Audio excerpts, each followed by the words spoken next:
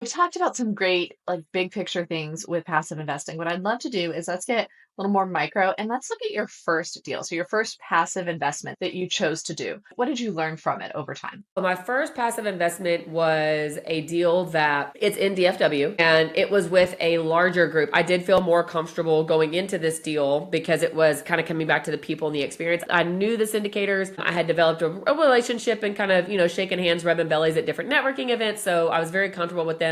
I also knew their background as far as like their experience in the real estate world and what all they brought to the table. A lot of people that are investing passively want to see that the operators or the GPs are also putting money into the deal, right? They've got skin in the game. In this particular deal, the GP brought in a significant amount of capital. So I was excited about that. And the deal was planned to begin distributions within 6 months. So come in, flood this money, distributions, cash flow within the first 6 months. That did not happen. I'm still in this deal and they actually just started doing distributions again. They started and then had to pause and then they started them back up. So, it is taking a little bit longer than what we originally anticipated. However, what I've learned is in that experience with my first one, what's always promised is not going to happen. So if this is money that you're relying on, you need to make sure and realize this is an investment just like anything else. Real estate still has its risk. Also looking at the pro forma and figuring out what projections are the operators using to expect these types of returns, and are those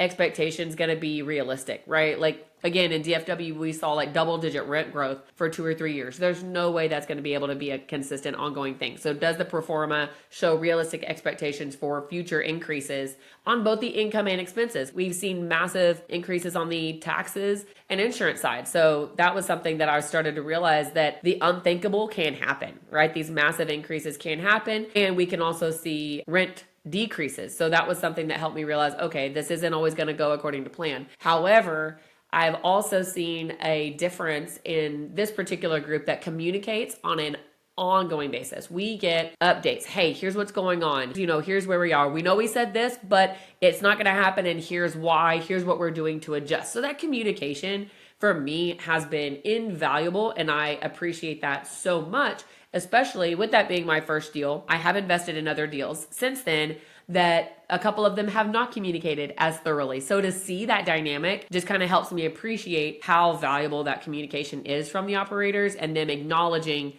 hey, this isn't going to plan, but here's what we're doing. So it lets me know that they are actively working on that.